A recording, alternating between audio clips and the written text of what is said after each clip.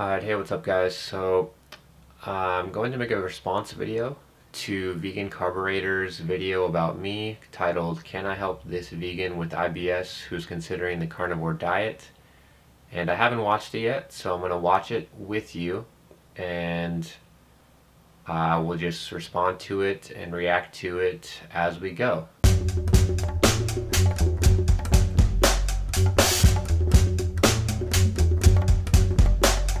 Hopefully this works out. I haven't done this type of video before, but I'm going to try it, and I'm pretty sure I'm recording the screen right now, so we'll see how this goes. But for some context, Vegan Carburetor made a video response to my response to Vegetable Police starting on his carnivore diet, and I made a video just basically explaining that I totally relate to how Vegetable Police feels in terms of just gut issues and inflammation and anxiety and just not tolerating a lot of carbs very well despite doing a lot of things to try to resolve it. And so I was just kind of empathizing with him and maybe saying that I was gonna perhaps try it. And so yeah, so let's see what he's gonna say. And I'm pretty sure, and he made a video before this, a part one, where he was just basically talking about my video, and then at the end he kind of said that I've found something that could help me, but I didn't stick with it. And so I'm guessing that he's going to say that I need to go back to the fruit-based diet. But let's see what happens. And there's people over there. That I have a lot of the same issues that he does in terms of inflammation and gut issues and bloating and I guess first off, I've gotten multiple stool tests and I don't have candida overgrowth. I do have dysbiosis. I'm not sure if I'll be able to pull it up. I'll try to pull it up and put it on there, but I've had stool tests that show low butyrate production, as well as just different levels of microorganisms that seem to say that I have dysbiosis, meaning too much bad bacteria, not enough good bacteria. I wouldn't say that I don't know if I would call it IBS symptoms. It's more just like bloating. I don't know. I don't know. Some anxiety and depression, and it's complicated because I have concussion, I have a lot of inflammation, and so I just really relate to everything he says. I do know that eating that way would probably help me feel better. Hi everybody, this is Gary, and I'm really excited about making this video because it's a rare opportunity for me to help someone who is open to receiving my help. He left a comment on one of my videos.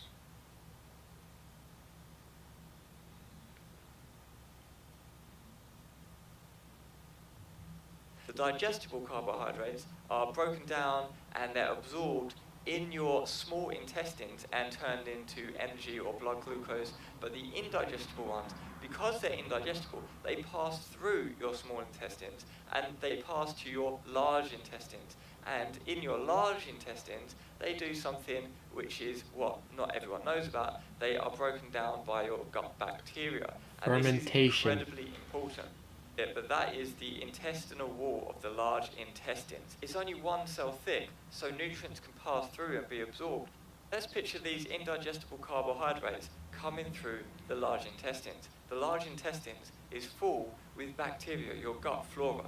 And this bacteria loves indigestible carbohydrate, which is indigestible to us, but for this bacteria, it loves it, it can ferment it and break it down, and it lives on this stuff. Without it, it will die, the bacteria will die off because that is its fuel source. And one of the products of this breaking down fermentation process by the bacteria is that it produces short-chain fatty acids, and these get absorbed into... Yeah, so that is one thing in my stool test. It showed that I had low short-chain fatty acid production. I'm pretty sure that's what it said. And so that definitely depends on what type of bacteria you have in your gut. If you have kind of pathogenic bacteria that are feeding on all your carbs and indigestible fiber, then they're gonna create kind of toxic byproducts instead of short chain fatty acids. The body, and we now know that these short-chain fatty acids do a whole bunch of things inside the body which are really important. So what happens if we kill a load of our gut bacteria or throw it out of whack? We're going to get intestinal problems, the intestines won't be able to work properly, we're going to have problems with our immune system, and because of natural T killer cells in this equation as well, you will raise your risk of getting cancer, you raise your risk of getting osteoporosis, and the nervous system stuff can actually give you anxiety or depression.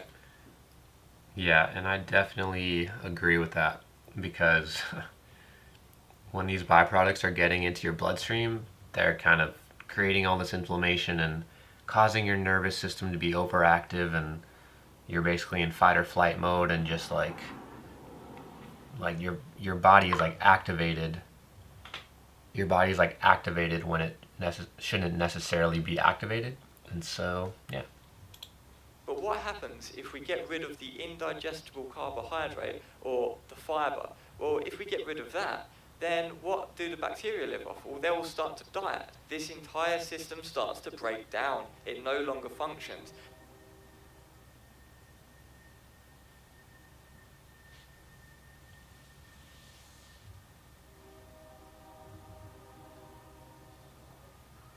New bacteria comes in and takes its place. It might be harmful bacteria. The correct gut flora that is suitable for us, for humans, that thrives on fiber from plants. I recommend that you wait until after we see the results. And I don't mean wait until he finishes the 30-day experiment. Wait a few weeks longer so we see the results, if he healed or not, by him returning to regular food. And I think we will see that it didn't heal at all, that meat doesn't heal, and that he still has the problems. Maybe different problems. Most of our body is actually bacteria. We live in a symbiotic relationship with it. So these Yeah, and I definitely think that that's probably the case. Like eating a bunch of foods that don't cause this fermentation and inflammation, like you're not necessarily clearing out the bad unless it's the bad bacteria is dying off because you're starving it. So I'm aware of this, and like, yeah, it like makes sense, and yeah. carnivore diets will fail eventually, even though you feel good at first. Just like when you start eating healthy, you might feel bad, but that's not a bad thing. The carnivore diet is low in some vitamins, minerals. It has substances that discuss. I will say though, it's not always the case that you're gonna feel bad before you feel better eating a healthy diet, because I've done the 80-10-10 low fat, high carb, fruit based, vegetable juicing, everything, and it's like I've been experimenting with that for like 4 years, and that's kind of been I've been doing the high carb, low fat thing for like most of the time that I've been vegan, which has been like 4 years. And so I don't know if that's necessarily true that, oh, it'll get worse and then it'll get better. It's like, oh, but what if it's just staying worse because you're just feeding this bad bacteria, and obviously you want to clear it out and then put in the good bacteria, and I've been trying to do that for like a year, and problems are still happening. Cancer. It's just not good for you. There is a better way, and you already did stumble upon it. You think you're on an anti-candida diet, but you actually, it's appropriately named candida diet. You're causing candida if you're having it for more than days. It should never have it for years. It blooms, it eats the excess sugar, and then you get back into healthy living. There is a better way, and it's a similar diet to the one I promote here on my channel. It's a diet high in fruit, the key food group, and low in fat. So I started this video before I did a search on your channel. How did I know that he was gonna bring this up? Dr. Sweets. And so I just decided to search and see. And yes, you have tried the 80-10-10 diet. And I wasn't surprised by the results that you got. Let's see a clip right now of it and see if my audience is surprised by this. Go buy some bananas, not boxes, but some bundles. And on October 22nd, I was eating bananas and I started feeling really good again. I started feeling like all the inflammation was going away, the yeast was flushing out, I was having a lot of bowel movements, which was good. And all my concussion symptoms started going away, and I didn't feel like it was hard to walk and move, and I wasn't so sensitive to everything. And so I ate bananas like that whole day until the end when I had to eat. I ate potatoes, which made me feel worse again. The bananas didn't work at all for like 2 weeks, and I would need to eat like 30 bananas a day to get enough calories. The bananas didn't work at all for like 2 weeks, and they made me feel so bad because they were just feeding me yeast, and I was feeling worse. And I was so sensitive. I felt so drunk. My tongue was like snow white, like so white. It was. Okay, but you did get some good results in the beginning, which tells you something. A number of things that you could adjust here. I noticed you mentioned 30 bananas. Yeah, so I guess I'll talk about this because this was like, I'll have to make a video talking about the timeline of everything that I did. But basically, I got a concussion in May of 2016. In my life, at that point, I was eating a high carb, low fat, not raw, but vegan diet. And I was feeling awful and awful and awful because of all the inflammation and concussion symptoms. And so I had to quit school, and I left and I went home to live with my parents. And this is when I was like, one day I was like, okay, like I've done the raw vegan thing before and I have felt good at times before, so let's try it again, because I've seen all these things about candida and I knew that I had some overgrowth of something going on. And so I did that, and it was actually really complicated. Bananas aren't, well, fruit in general, it's not always just sugar. A lot of the time there's a lot of starch in it, and this was just my experience. Like sometimes when the bananas are like really sweet and really full of simple sugars, then I would digest them obviously really well, and that sugar would get absorbed into my bloodstream, and I wouldn't be feeding the overgrown bad bacteria, or at that point I was calling it yeast overgrowth, even though I hadn't gotten tests. And so I'd feel really good. But it was like every time I felt worse eating bananas, it was perfectly in line with the bananas tasting starchy. And it was the same with every fruit. Like the fruit, any fruit that I ate had to be very sweet and full of simple sugars and not starch in order for it to not cause me symptoms. And so it was just really confusing because I was like, okay, I'm gonna do the high, or not the high fat, the low fat, high carb thing.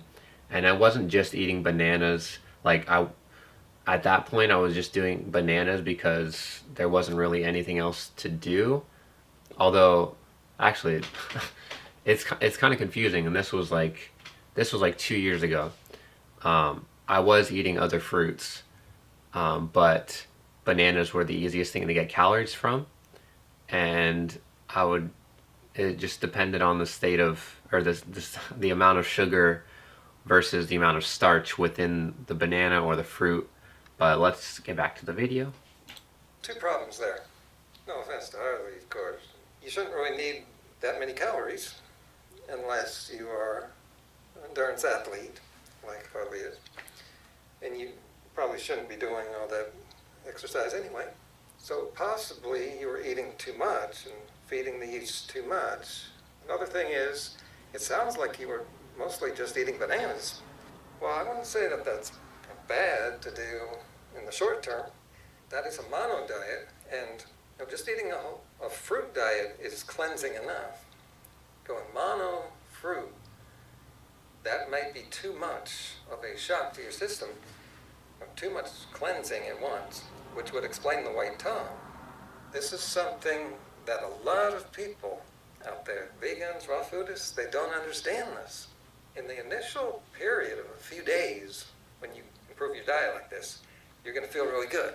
This is called the honeymoon phase, which means it doesn't last because you hit detox, healing crisis, and you don't feel good when you're doing that. As a matter of fact, What I have to say about this is that the symptoms that I was feeling eating fruit and bananas are the same symptoms that I would get eating the starch. It is not a detox reaction. I mean, you can get a white tongue from a detox, and I've gotten a white coated tongue from fasting. But before this point, I had been on the raw food 80-10-10 diet before, like eating almost 100% raw for months on end. And this was before my concussion, and I was still having symptoms of inflammation, regular symptoms of inflammation, anxiety, depression. It just wasn't as severe because of the traumatic brain injury that I got. The consequences of that inflammation became so much stronger that I became more sensitive to it. And so I'm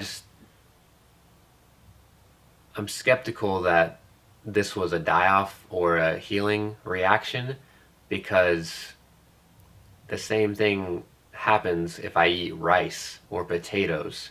And this is the same thing that Vegetable Police has said. And it's like, I don't know if I really believe that.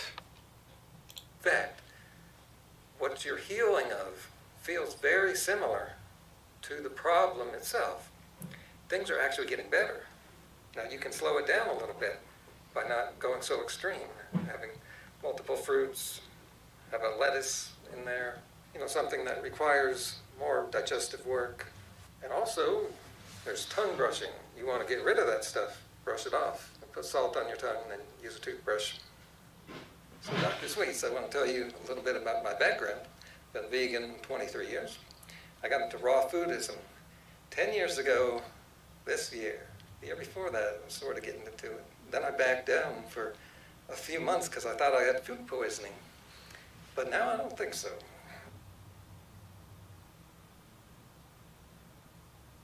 And Anyway, it's I possible. just know way too much about this stuff.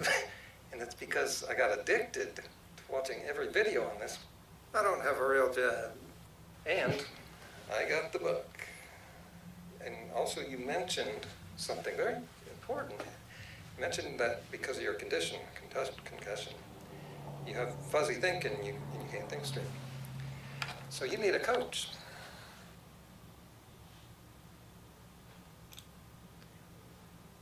I guess I appreciate what Vegan Carboraider is saying, and I definitely appreciate him reaching out and saying that he will coach me. And I guess I just want to say that I don't feel fuzzy in my brain when I have less inflammation. And so I guess that's what I wanted to say. But yeah, I appreciate you reaching out like that. That's very kind of you. Or of him, or whatever.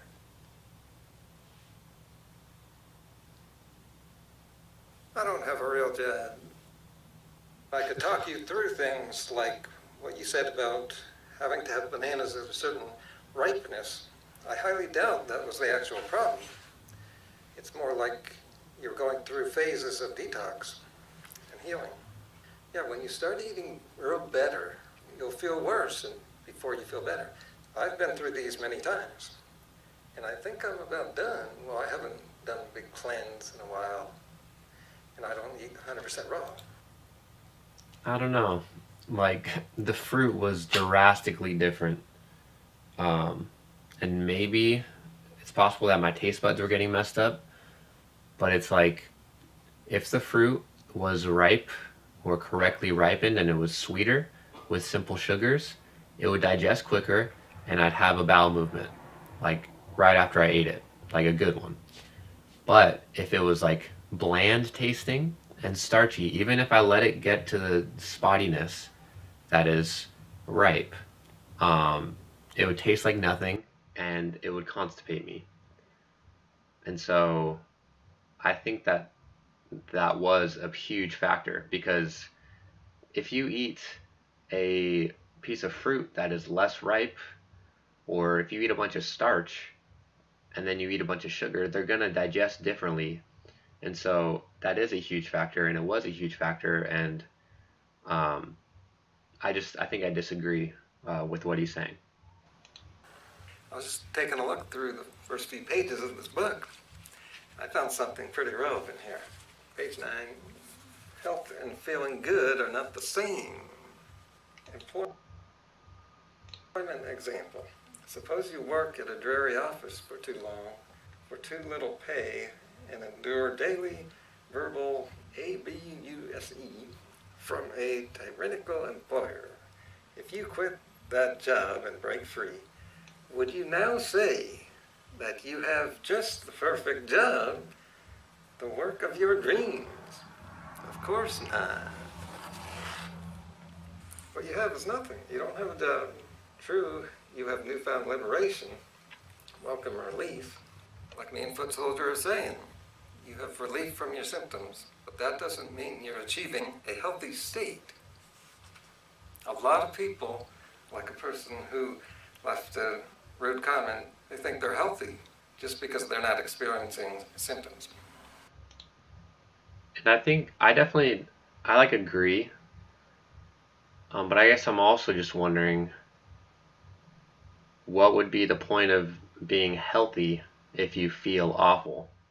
Like that just doesn't make. I mean, I it makes sense in terms of detoxing and clearing out things, and you're gonna have to go through some stuff, and you're gonna have some symptoms. Like, for instance, I've done a lot of herbal uh, antimicrobials, such as oregano oil, even like coconut oil, and different herbal like mixtures given by naturopaths.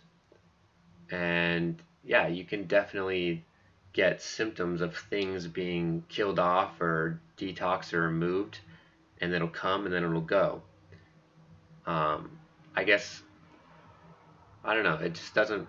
That shouldn't last, or that detox won't last forever. But when I've eaten the fruit, it's not like that. It's like full body, inflamed, and brain fog and concussion symptoms. And those concussion symptoms only come when there's this feeding of the bad bacteria in that gut um, interaction or process going on.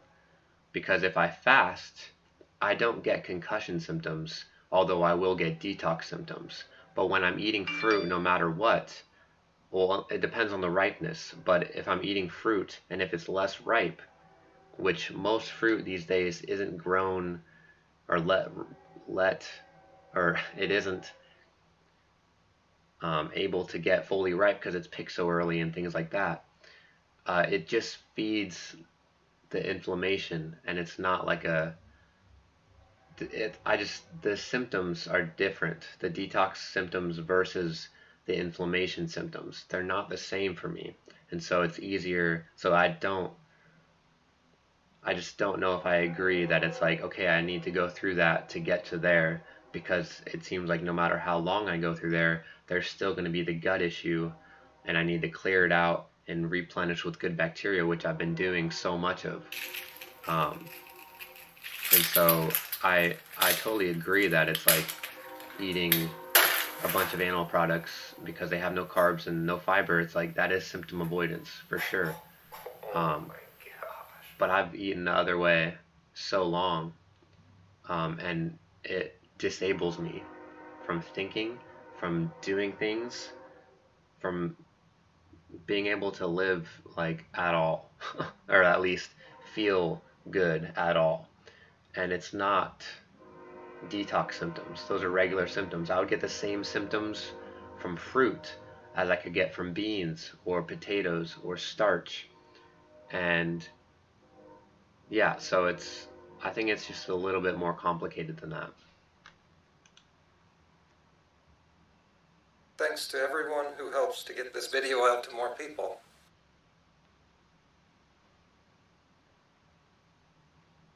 Yeah, so that's the end of the video. I'm just reading the description below. It says vegetable police's bad influence is spreading through YouTube. Even though women laugh at him and vegans debunk him. And she's like, yes. And then they were laughing. I'm like, no, my duty, crap.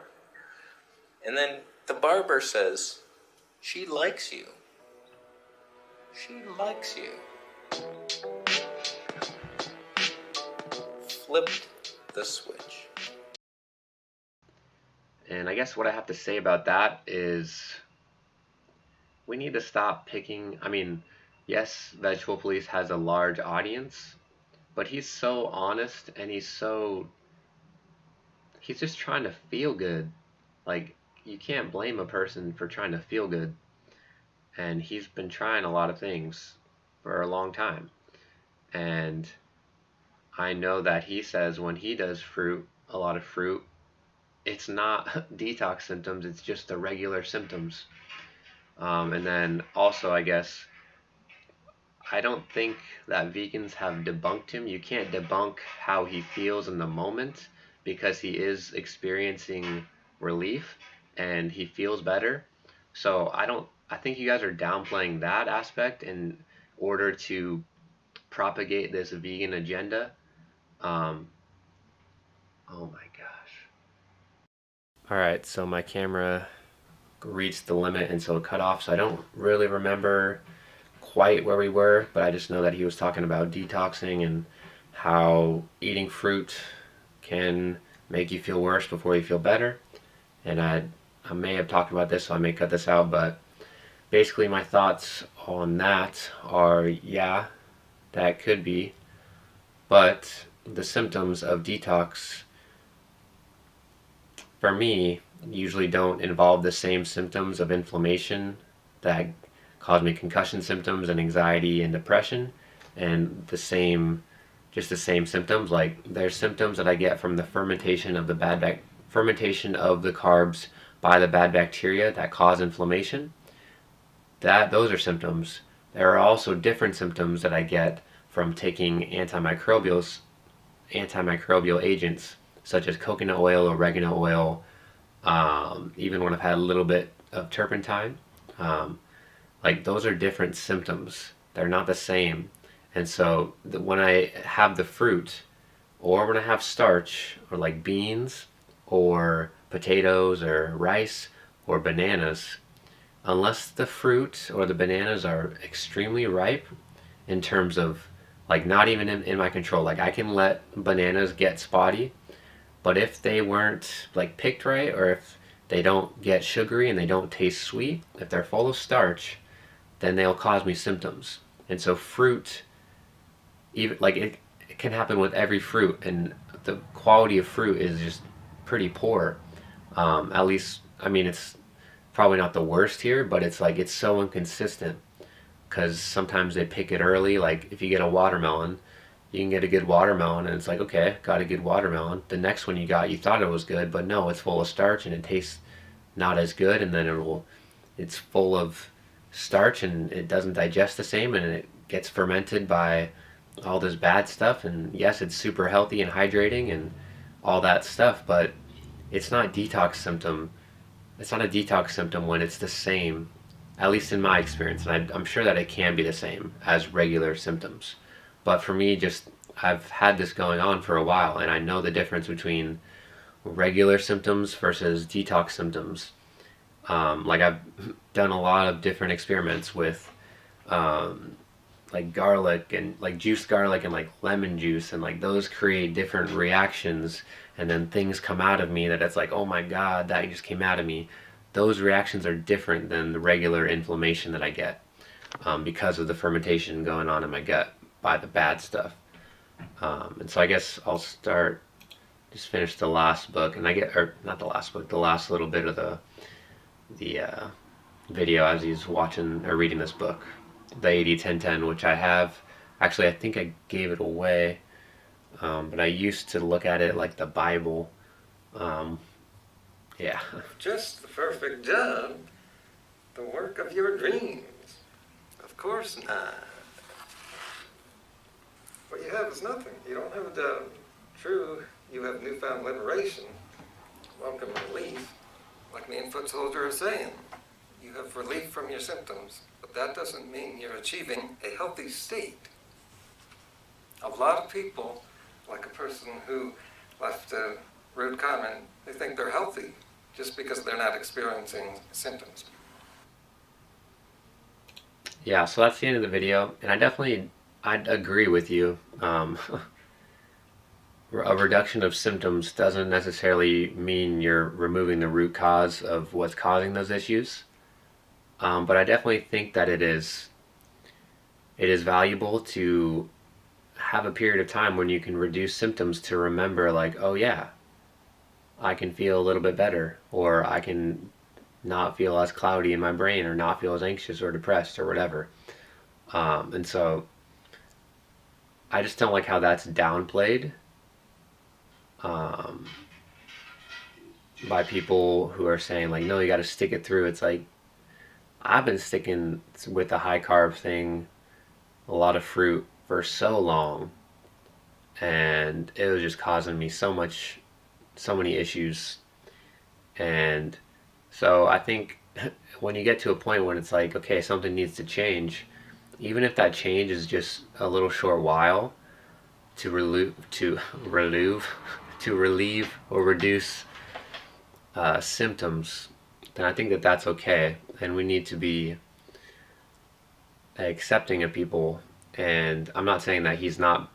His tone is very nice and kind, and I appreciate that about his videos, or at least his videos of me that he's made. But I've been down that road, like I've been down it, and I don't know. I don't like I've been down that road. I've gone months and months and months of eating watermelons and grapes and some bananas and peaches and nectarines, and like, yeah, like if they're super sweet, then I can feel pretty good on them. I'm keeping the fat really low. But if they're starchy at all, which they usually are, then they cause me issues. And so it's just a little bit more complicated. And actually, I'll get into that later. I was going to tell a story, but yeah. Thanks for watching this video. Thank you for the reply, or the response videos, Vegan Carboraider. I appreciate it. I respect your videos, and I appreciate your opinion, and I appreciate that you're reaching out and taking the time to make a video about me and my issues. Yeah, I don't know if I'm going to reach out or not, but yeah, that's the end of this video. Thanks for watching it. I'll see you in the next one. Give a like if you liked it, and bye.